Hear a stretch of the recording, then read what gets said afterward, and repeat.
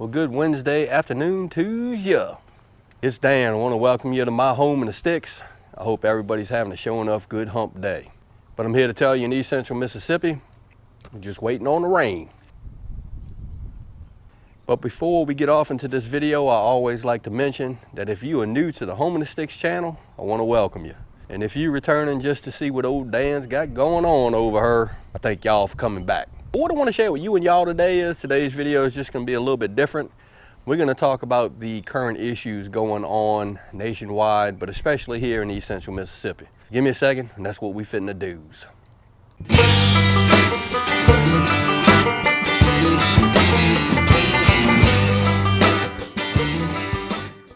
All right, brothers and sisters, I've had a lot of folks reach out to me offline wanting to know what's going on with the coronavirus crap that's going around nationwide.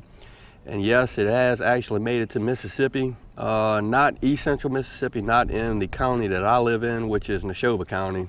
But there are actually 34 known cases here in Mississippi. Unbelievable. I went to Walmart today to get some supplies for the police department, and the shelves were just empty. I'll put some pictures up that I took of that.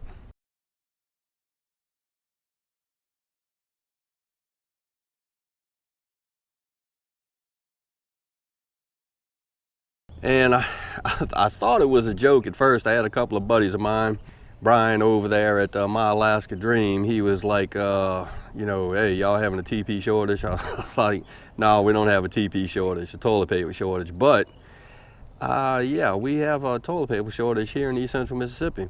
And for the life of me, I don't know about you, but for the life of me, I cannot figure out why people are buying all the toilet paper up. I have no idea. But anyways, and I think there's a fine line and a big difference between prepping and hoarding. And we don't hoard. No, we just, you know, we buy it as we need it. A lot has been going on here in East Central Mississippi in the last couple of days. They've actually set up a test facility at our local Coliseum. You actually have to get a doctor's referral to actually be tested. And I believe the testing is free. Did you hear that it was free? So I really don't know, you know, what the dealio is. Kyla, you said you had if you had a temperature of what, 104? 100.4. 100.4. You have to call and get an appointment. You can't just show up. Well, it's kind of odd because I think they said something about coughing. If you were coughing and were having trouble breathing or something like that, and you had a 104 fever. Well, the thing about it is, I'm coughing and hacking and wheezing like a sun brick over here because all of the pollen that we have floating around over here, and it's just, whoa, what was that? Oh, it's a ladybug. Due to just all the pollen flying around here. It just happens to me every couple of years. We just get a really bad, a high pollen count over here. But to answer the questions that again, I've had folks ask me about it. Yes, it has made its way to Mississippi, but it hasn't made it to Neshoba County yet that we know of. The police department is, you know, we're getting contingency plans together just in case we have some issues. But have you heard of any cases in Neshoba County yet? Mm-mm.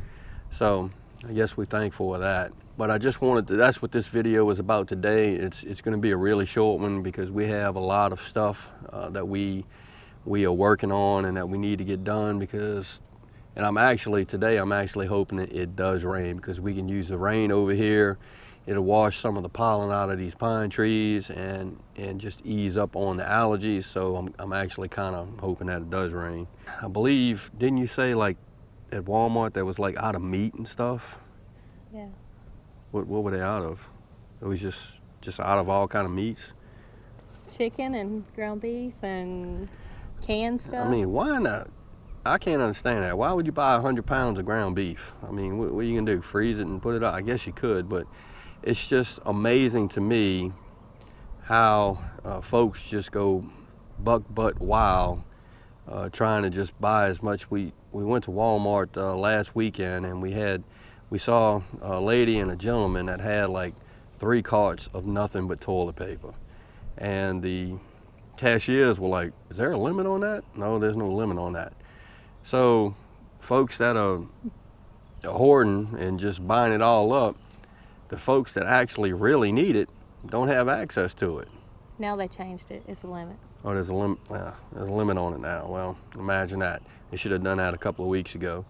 And another thing to mention is a lot of the restaurants here in Philadelphia, you can't. A few of them you can't even go inside. It's drive-through only. And the local Wendy's, which we went to today, you can go inside to buy your food, but you can't eat it there. You have to buy it and go, or get in the drive-through line to pick up your food.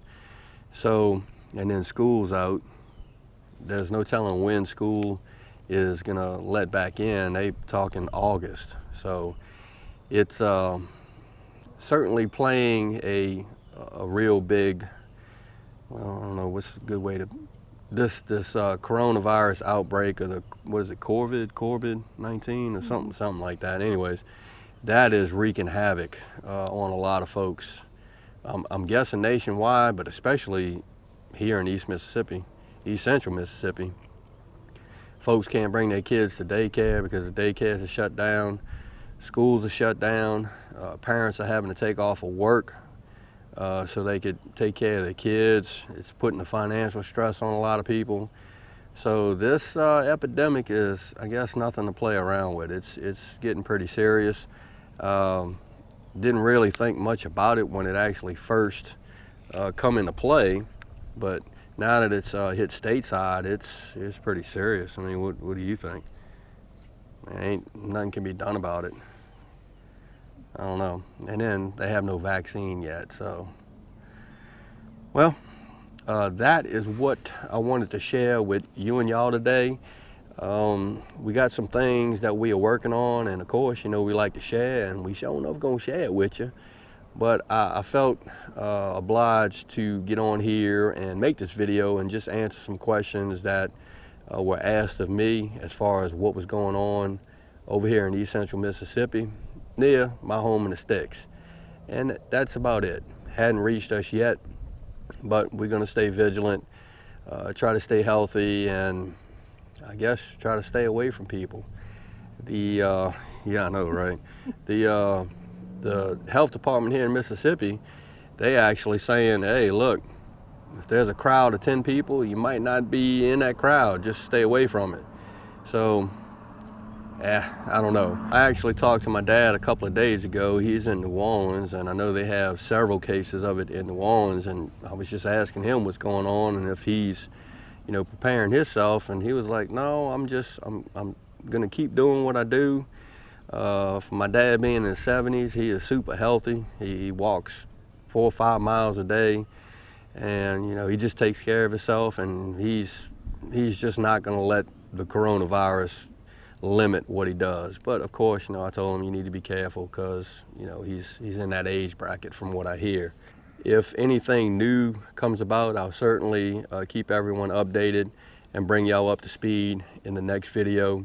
Anybody that watches this that is in an area or a town or a city that's really being affected by the coronavirus, I wish you Godspeed, and I hope everything works out for you. If you like this video, go and give it a thumbs up to help. If you haven't subscribed to the Home in the Sticks channel, Lord of mercy, y'all need to come on over here and give old Dan a look, because I'm always doing stuff. With that being said, you know it's coming. Dan Referee showing up, always gonna say it. Don't let nobody dull your shine. And I mean nobody. That's right. You get your shine on. And Dan and Skylar will see you and y'all in the next video.